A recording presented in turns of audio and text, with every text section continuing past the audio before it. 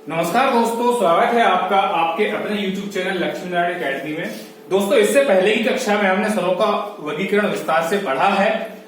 यदि आपने उस वीडियो को नहीं देखा है तो नीचे डिस्क्रिप्शन बॉक्स में आपको उसकी लिंक अवेलेबल है, आप उसको वहां देख सकते हैं। तो आज हम बढ़ेंगे उससे आगे और हम बात करेंगे किसकी? व्यंजन की। व्यंजन क्या होते हैं, जिनका उच्चारण किन की सहायता से करते हैं? स्वरों की सहायता से करते हैं। वो क्या कहलाते हैं? व्यंजन कहलाते हैं।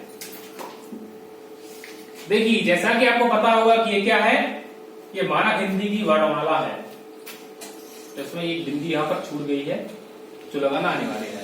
तो देखिए, स्वरों को हम विस्तार से पढ़ चुके हैं, अयोगवाहों को भी मैंने बता दिया है। अब हम पढ़ेंगे व्यंजनों को, ठीक है ना? इनमें से किसको क्या कहते हैं, ये सारी चीजें आज आपकी क्लियर होने वाली है।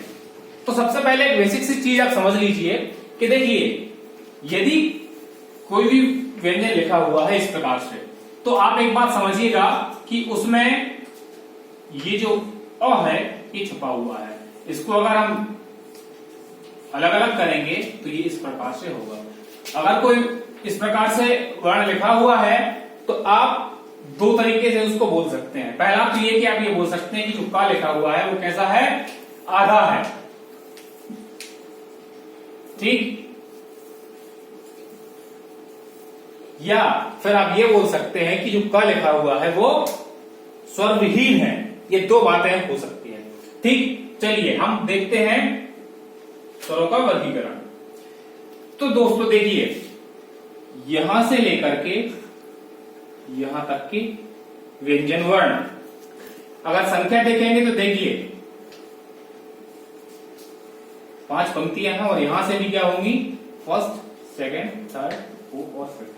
अगर काउंटिंग इनकी करेंगे आप तो कितनी होंगी? ये 25। और इन्हें कहते क्या है? इन्हें हम कहते हैं स्पर्श व्यंजन। स्पर्श व्यंजन का अर्थ है दोस्तों कि जब इनका उच्चारण किया जाता है तो जो वायु बाहर निकलती है वो हमारे कंठ को, मूर्धा को, जीविया आदि को स्पर्श करती हुई बाहर निकलती है। इसीलिए इन्हें क्या कहा जाता है? स्पर्श व्यंजन। यहां तक समझ में आ गया होगा आपको।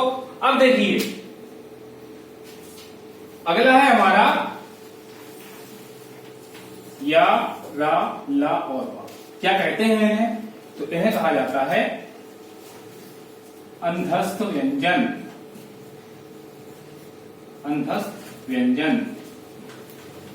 मध्य प्रदेश की पुलिस सब इंस्पेक्टर की परीक्षा में वर्णमाला से क्वेश्चन आते ही आते हैं, ये बात आप कंफर्म समझ लीजिएगा, ठीक। अंधस्थ व्यंजन की हम बात करेंगे तो इन्हें की परिभाषा अगर हम देखें तो जब इनका उच्चारण करते हैं तो जो वायु है वो आप बोल के अगर महसूस करेंगे तो आपको लगेगा कि हम अंतःस्थली से बोलते हैं, अंदर से इनका उच्चारण करते हैं, इसलिए इनको क्या कहा जाता है?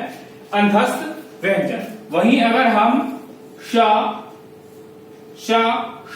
सा और हा की बात करें तो इन्हें कहा जाता है ऊष्म व्यंजन। ऊष्म व्यंजन। ऊष्म व्यंजन इसलिए कहा जाता है क्योंकि जब इनका उच्चारण होता है तो जो वायु बाहर निकलती है वो सामान्य से हल्की सी गर्म महसूस होती है, इसीलिए क्या कहा जाता है? ऊष्म व्यंजन। दोस्तों देखिए, जब परीक्षा में प्रश्न पूछा जाएगा तो ये चारों में से एक किसी को गायब करेंगे और पूछेंगे निम्न में से अंधस्थ व्यंजन कौन सा नहीं है या कौन सा है। इस प्रकार से क्वेश्चन बनता है। जब हमें चारों ऑप्शन में पता चलेगा, इसलिए आपको ये चारों पता होना चाहिए। इनमें से एक कोई गायब कर देंगे, कोई दूसरा व्यंजन इसमें डाल लेंगे और पूछ लेंगे कि भाई बताइए निम्न में से कौन सा अंधस्थ व्यंजन नहीं है। इस स्थिति में प्रश्न थोड़ा सा कठिन हो जाता है, इसलिए हमें चारों अंधस्थ व्यंजन और चारों ऊष्म व्यंजन पता होना चाहिए। अगले हैं हमारे क्षत्रज्ञ, जिन्हें हम कहते हैं क्या? संयुक्त व्यंजन। संयुक्त व्यंजन इन्हें कहते हैं। क्यों कहते हैं? क्योंकि इनका निर्माण होता है दो वर्णों के मेल से। देखिए कैसे होता है। जैसे कि श का जब बनेगा तो किस किस से मिलकर बनेगा? तो देखिए, ये इसमें मैंने हलंत का प्रयोग किया है। इसका अर्थ क्या हुआ कि ये क्या है, स्वर विहीन है। ठीक, इसमें जब श मिलेगा तो ये च बनेगा। ठीक, उसी प्रकार से ता को अगर देखें तो इसमें ता जो रहेगा स्वर विहीन रहेगा, और रा, इन दोनों का जब संयोग होगा तो संयुक्त अक्षर जो बनेगा वो त्र बनेगा। उसी प्रकार से ज्ञा की अगर बात करें तो जा रहेगा स्वर विहीन, और या, इन दोनों का संयोग होगा और जो संयुक्त व्यंजन बनेगा उसे हम ज्ञा कहते हैं। इसके अतिरिक्त एक और है जो संयुक्त की श्रेणी में आता है, शरा जिसको हम कहते हैं। तो इसमें क्या होता है, शा जो है वो स्वर विहीन रहेगा और रा का संयोग होगा, इन दोनों के संयोग होने से जो वर्ण बनेगा वो होगा श्रा। ठीक है, अब बात करते हैं उत्क्षिप्त व्यंजन की। तो उत्क्षिप्त व्यंजन आपको स्क्रीन पे दिख ही रहे होंगे कि उत्क्षिप्त व्यंजन ड़ और ढ कहलाते हैं। ठीक, पूछ लिया जाता है कई बार परीक्षाओं में कि निम्न में से कौन सा वर्ण उत्क्षिप्त है। चलिए, ये तो हो गया व्यंजनों का सामान्य सा वर्गीकरण। अब हम देखेंगे कि और किस प्रकार से इन व्यंजनों का वर्गीकरण किया गया है। तो चलिए आइए देखते हैं। सबसे पहला है घोषत्व के आधार पर। घोषत्व का अर्थ होता है कि जब हम इनका उच्चारण करते हैं तो हमारी स्वर तंत्रियों में कंपन होता है, उस आधार पर इनको बांटा गया है। जिसका पहला प्रकार है हमारा अघोष। इसका अर्थ क्या हुआ कि इनका उच्चारण करने में स्वर तंत्रियों में कंपन नहीं होगा। ठीक, तो देखिए कौन कौन से व्यंजन वर्ण इसमें शामिल हैं, तो वो देख लेते हैं। तो देखिए, पहले वर्ग का पहला और दूसरा वर्ण क्या कहलाएगा, अघोष कहलाएगा। देखिए, इसको याद ऐसे रखिए आप कि देखिए सामान्य वर्गीकरण जो था व्यंजनों का वो हम देख चुके हैं। जब हम इनका वर्गीकरण और आधार पर पढ़ेंगे तो आपको एक बात याद रखनी है, जब घोषत्व के आधार पर आप डिवाइडेशन करेंगे तो आपको 1 2 3 से काउंटिंग करनी है 5 तक। ठीक है ना, सीरियल से चलना है, क्रमागत चलना है आपको। ठीक है, तो अघोष की बात जब हम करेंगे तो पहला और दूसरा होगा। दूसरी चीज, पहला शामिल किसमें करना है, तो याद रखिए कि ये हमारे वर्णमाला का पहला वर्ण है आ। ठीक है, तो यहां से आपको याद आएगा कि यार ये पहला वर्ण है, तो हमें कहां से शामिल शुरुआत करनी है, एक से शुरुआत करनी है। और कितने वर्ण है इसमें, सिर्फ 2 वर्ण शामिल है। प्रत्येक वर्ण का पहला और दूसरा वर्ण जो रहेगा वो क्या रहेगा, अघोष रहेगा। ठीक, इसके अतिरिक्त और कौन कौन से व्यंजन वर्ण इसमें शामिल होंगे, तो तीनों जो श रहेंगे वो इसमें शामिल रहेंगे। यहां तक समझ में आ गया होगा। चलिए और हम आगे देखते हैं। अगला है हमारा सघोष। तो देखिए, जैसा मैंने आपको पहले बताया था कि पहला और दूसरा हम काउंट कर चुके हैं, तो अब हम काउंट क्या करेंगे, तीसरा, चौथा और पांचवा। प्रत्येक वर्ग का तीसरा, चौथा, पांचवा वर्ण क्या कहलाएगा, सघोष कहलाएगा। सघोष की अगर परिभाषा की बात करेंगे तो क्या कहेंगे कि जिन व्यंजन वर्णों का उच्चारण करने में कंपन होता है उन्हें हम कहेंगे सघोष। ठीक, और अगर देखें इसमें कौन कौन से व्यंजन शामिल हैं, तो देखिए हा इसमें शामिल होगा, सभी स्वर इसमें शामिल होंगे, और अंतस्थ व्यंजन भी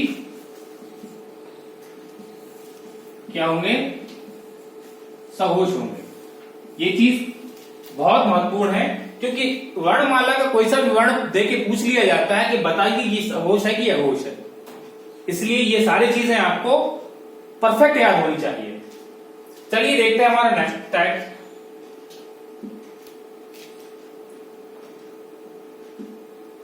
प्राणत्व के आधार पर। दोस्तों, प्राणत्व का अर्थ समझ लीजिए पहले। तो देखिए, प्राण का अर्थ क्या होता है, प्राण का अर्थ होता है वायु। मतलब जब इनका उच्चारण किया जाएगा तो वायु किस वर्ण को बोलने में कितनी निकलती है, इस प्रकार का वर्गीकरण किया जाता है, जिसे हम कहते हैं प्राणत्व के आधार पर। जिसका पहला प्रकार देखें तो कौन सा होगा हमारा, अल्प प्राण होगा। अल्प प्राण की अगर हम बात करें तो अल्प प्राण किसे कहते हैं कि जिसका उच्चारण करने में वायु की मात्रा कम निकले उसे हम कहेंगे अल्प प्राण। अब कौन कौन से वर्ण इसमें शामिल है वो और देख लेते हैं। तो देखिए, जब हमने घोषत्व के आधार पर पढ़ा था तो हमने बताया था कि हमें काउंटिंग याद रखनी है, कैसी, क्रमागत याद रखनी है। अब जब प्राणत्व के आधार पर आप वर्गीकरण करेंगे तो ऑड और इवन के माध्यम से आप याद रखेंगे, मतलब सम और विषम से याद रखेंगे। तो देखिए यहां पर भी पहला वर्ण अ है, यानी कि ये हमारी वर्णमाला का पहला अक्षर है। और मैंने बताया है आपको कि हमें क्या याद रखना है, सम और विषम का याद रखना है। अब अगर हम पहले को शामिल करेंगे तो हमें किसको शामिल करना पड़ेगा, तीसरे को शामिल करना पड़ेगा, और फिर 5 को भी शामिल करना पड़ेगा। तो प्रत्येक वर्ग का पहला, तीसरा और 5वां वर्ण क्या होगा, अल्प प्राण होगा। यहां तक समझ में आ रहा है? ठीक। इसके अलावा और कौन कौन से वर्ण शामिल होंगे इसमें वो और देख लीजिए। तो देखिए, सभी स्वर जो होंगे वो क्या होंगे, अल्प प्राण होंगे। सभी स्वर जो होंगे वो क्या होंगे, अल्प प्राण होंगे।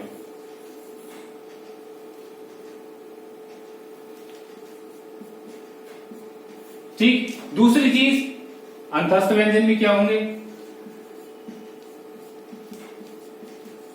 अंतस्थ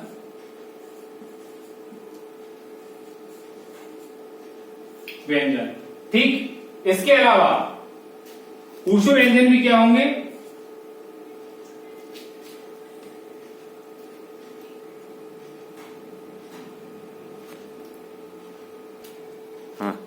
अंतस्थ व्यंजन भी हमारा क्या होगा, अल्प प्राण होगा। इसके अलावा क्या होगा, उत्क्षिप्त भी।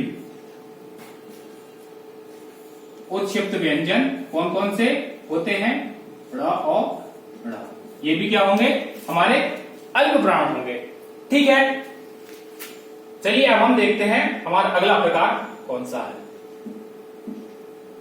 अगला है हमारा महाप्राण। तो आप नाम से ही स्पष्ट है कि इसका उच्चारण करने में वायु की मात्रा कैसी होगी, अधिक होगी।